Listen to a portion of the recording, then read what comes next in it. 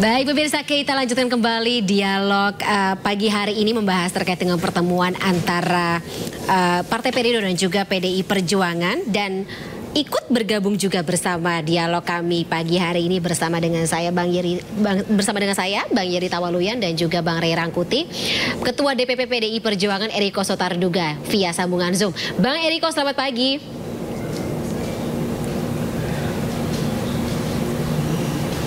Bang Eriko. Selamat pagi Mbak Fani, Assalamualaikum. Waalaikumsalam warahmatullahi wabarakatuh. Selamat pagi, Assalamualaikum Mbak Fani. Baik, Bang Eriko, lagi di DPP nggak sih? Ya. Oh, oke. Ya, saya kebetulan ada kegiatan untuk orang muda, jadi saya izin rekan-rekan lain yang di DPP. Tapi pasti masih punya informasi terkait dengan bagaimana mungkin tidak hanya pertemuan hari ini saja yang berjalan, tapi mungkin perjalanan sebelum pertemuan ini, komunikasi yang terjalin antara PDIP dengan juga Partai Perindo seperti apa mungkin, Bang? Ya, jadi begini Mbak Fani, ada Bang Ray Rangkuti, siapa dan satu Bang lagi saudara kita, Yeri Tawaluyan. Ya, Bung Yeri Tawaluyan.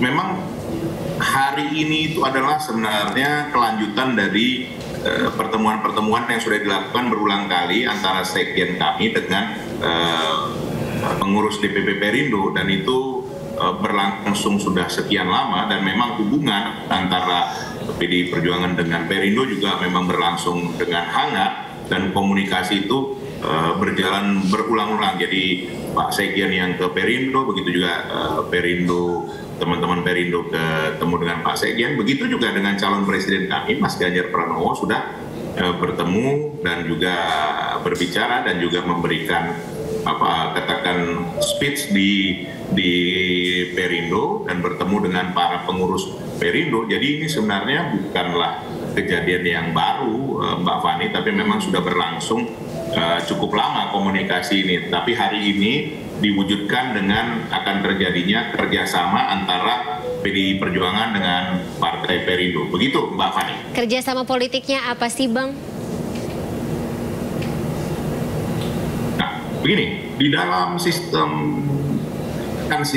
ketatanegaraan kita, sistem demokrasi yang ada di Indonesia, memang tidak dikenal yang namanya oposisi ataupun koalisi, karena memang sistem pemerintahan kita adalah sistem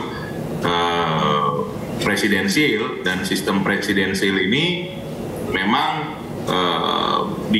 lebih dikenal dengan namanya kerjasama. Dan dalam bentuk kerjasama ini nanti akan diwujudkan dengan bersama-sama mendaftarkan calon presiden dan wakil presiden ke KPU, yaitu dengan bersama-sama partai politik lain yang bekerja sama untuk mencalonkan calon presiden dan wakil presiden tersebut. Nah, itulah Mbak Fani yang menariknya di kita. Nah, ini proses kerjasama ini sendiri kan memerlukan proses yang cukup panjang juga untuk menyesuaikan antara kedua belah pihak untuk bisa bersinergi, karena bagaimanapun juga mencalonkan seorang calon presiden dan wakil presiden itu tentu mempunyai konsekuensi, tentu mempunyai efek yang juga baik bagi partai tersebut yang disebut dengan kotel efek, tapi sekaligus juga menjadi banyak kewajiban yang harus kita lakukan secara bersama. Tentu itu yang harus dibicarakan lebih jauh di dalam kerjasama ini. Makanya ini kerjasama ini barulah awal. Setelah proses penjajakan, kemudian kerjasama ini nanti juga akan dibicarakan bagaimana program-program pemenangan untuk Mas Ganjar Pranowo bersama juga akan nanti calon pasangan ya, calon wakil presiden yang akan kita usung bersama nantinya. Begitu Mbak Fani. Oke, Bang Eriko, mungkin sedikit gitu, kalau misalnya dari perspektif PDI Perjuangan sendiri, pertimbangan apa sih yang digunakan sehingga akhirnya mengundang Partai Perindo masuk ke dalam forum kerjasama politik ini, atau katakanlah kalau bisa kita bilang nanti jadi koalisi begitu?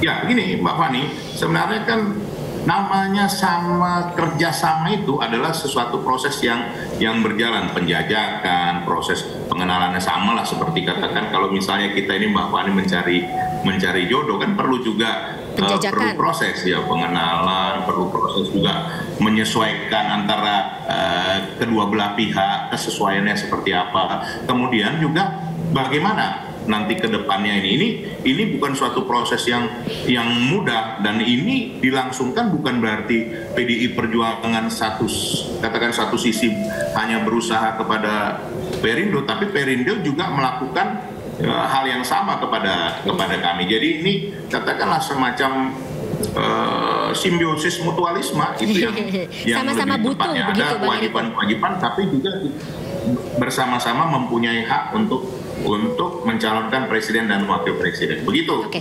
Jadi sama-sama butuhkan ya Bang Eriko. Nah, pertanyaannya yang dibutuhkan oleh PDIP, yang dibutuhkan begitu untuk PDIP dari Perindo ini apa?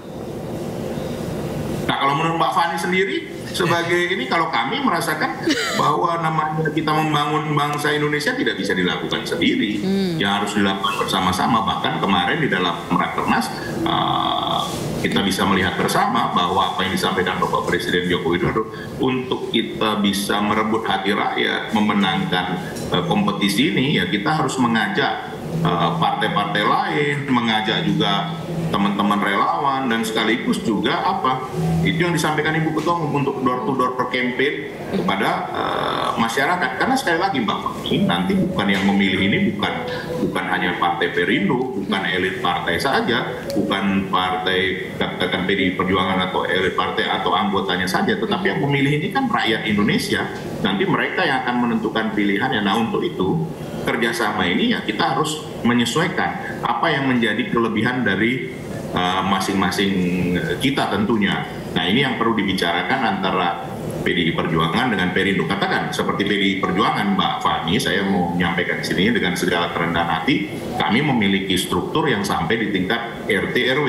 Artinya ini suatu nilai plus yang memang bisa didaya gunakan dengan baik. Nah, bagaimana dengan Perindo? Nah, ini yang perlu kami bicarakan. Katakan sisi Perindo, sisi medianya Perindo, kan begitu ya. Artinya sisi sosial medianya ini sangat baik. Nah, kalau ini bisa disinergikan dengan baik, artinya dipersatukan antara kekuatan lapangan, kekuatan penetrasi di lapangan yang kami punya dengan penetrasi yang dilakukan oleh Perindo melalui sosial media, melalui medianya yang begitu kuat. Nah, ini bisa menjadi satu sinergi yang sangat baik di dalam memenangkan calon presiden dan wakil presiden kita. Begitu Mbak Fani, masing-masing kan pasti ada nilai lebih dan nilai kurangnya. Kita berharap lebih kurang kita bisa ditutupi oleh masing-masing dari partai yang bekerja sama ini. Begitu. Saling melengkapi. Kalau tadi mengambil analogi yang digunakan oleh Bang Yeri Tawaluyan,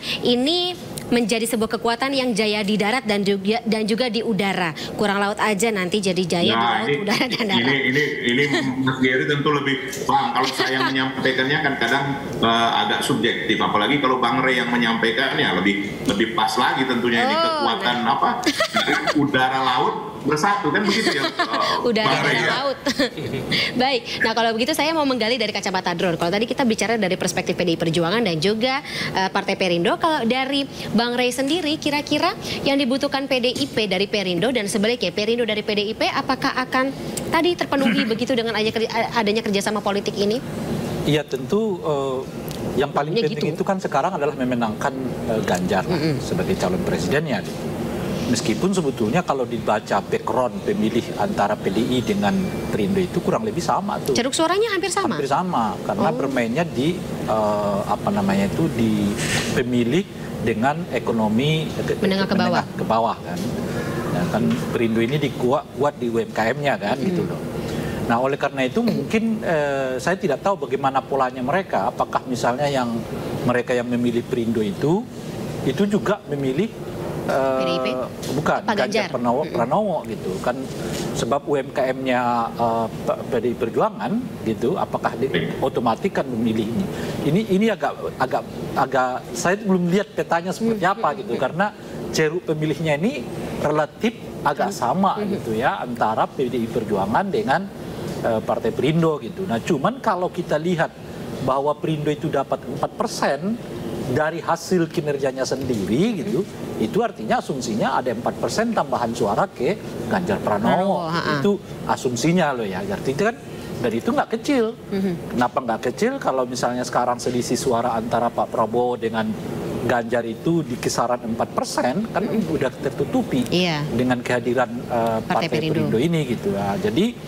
Jadi artinya apa gitu? Artinya 4% yang dimiliki oleh Partai Perindo itu bukan suara kecil sebetulnya gitu ya. Karena itu sumbangan besar ya bagi menaikkan elektabilitas dan memungkinkan Ganjar Pranowo kembali ke peringkat 1 di dalam berbagai survei yang dilakukan gitu. Dan surpassing 2 calon lainnya begitu. Iya, kan kalau sekarang masih kejar-kejaran nih kelihatannya nih. Ini kan meskipun ceruk pemilihnya sama ya antara Perindo dengan namanya itu ya PDI gitu. Cuma kan Perindonya sendiri dapat persen itu.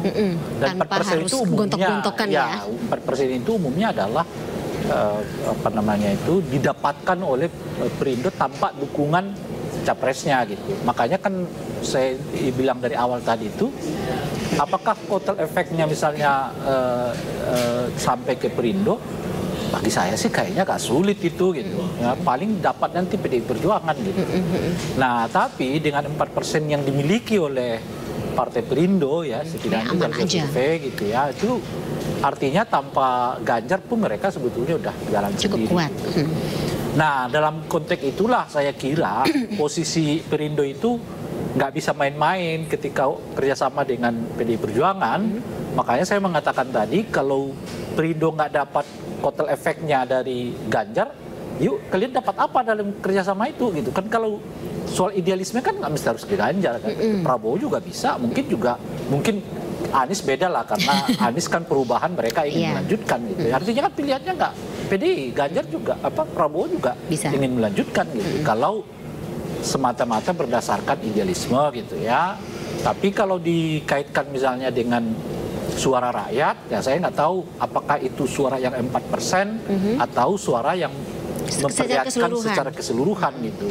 Nah, itu saya nggak tahu breakdownnya seperti apa. Yang 4% itu umumnya dukung Ganjar apa enggak? Itu juga saya nggak tahu gitu kira-kira. Nah, apakah kalau misalnya Perindo dukung Ganjar, yang 4% ini akan keluar apa enggak dari pendukungan mereka terhadap Ganjar gitu? Karena lagi-lagi harus diingat yang 4% ini murni nih tanpa Ganjar Pranowo itu didapatkan oleh Partai Perindo gitu. Makanya saya mengatakan tadi itu, ya kalau Perindo nggak datang ke PDI Perjuangan, nggak negosiasi sesuatu, ya itu bagus-bagus amat. Tapi dalam tradisi politik Indonesia itu ya itu udah langkahnya udah 5-6 langkah dari partai politik yang lain dalam pengertian soal idealisme gitu saya ya. Itu nggak kebayang sama kita ada partai politik ya melakukan kerjasama dengan partai politik yang lain tanpa negosiasi tentang apa yang ia dapatkan tuh. Itu luar biasa. Pastinya. Itu yang ajaib banget gitu. Jadi ini adalah sebuah keajaiban begitu langkah yang dilakukan oleh Partai Perindo hari ini. Bang Yeri, keajaiban. Tapi saya penasaran juga kalau begitu dengan analisis dari Bang Rey tadi terkait dengan tidak hanya ceruk suara sih. Preferensi dari calon pemilih yang terutama tidak hanya di 4% Partai Perindo saja, tapi ataukah suara rakyat tersebut menggambarkan suara keseluruhan calon pemilih yang terlihat dari hasil survei atau bagaimana Bang ya? Jadi saya mundur ke keajaiban tadi itu. Jadi dari 2019 kami itu memang sudah ajaib. Ya kan? Tadi konsisten juga konsisten di keajaiban. Dan pasti akan membuat keajaiban lagi untuk 2024 dan sesudah itu. Nah, tapi politik di Indonesia itu kan politik gotong royong. Kalau bisa membangun bersama, kenapa harus sendiri-sendiri? Makanya kami memutuskan untuk bersama dengan Pak Ganjar Pranowo yang nanti akan melanjutkan program-program kerja dari Pak Jokowi. Dan kami mendengar suara rakyat bahwa rakyat lebih percaya kepada Pak Ganjar untuk melanjutkan program-programnya Pak Jokowi. Nah, memang di lapangan ini tidak mudah bagi kami sebab sebelum Bang Rey tadi kasih tahu irisan yang sama, ceruk pemilih yang sama, kami sudah hitung-hitung terus kok. Sudah analisa terus dan selalu hasil akhir di kesimpulan yang sama adalah setiap caleg Perindo itu tidak boleh, atau saya ubah katanya, setiap caleg Perindo harus mandiri dalam perjuangan politik untuk merebut hati rakyat, tanpa mengharapkan efek ekor jas itu. Kalaupun ada efek ekor jas, itu bonus. Itu bonus. Oke. Tetapi kerja-kerja partai dari mesin partai, dari setiap kader partai harus ditingkatkan, malah harus double bahkan berlipat kali ganda, karena kami juga sekarang bekerja untuk memenangkan capres Pak Ganjar Pranowo.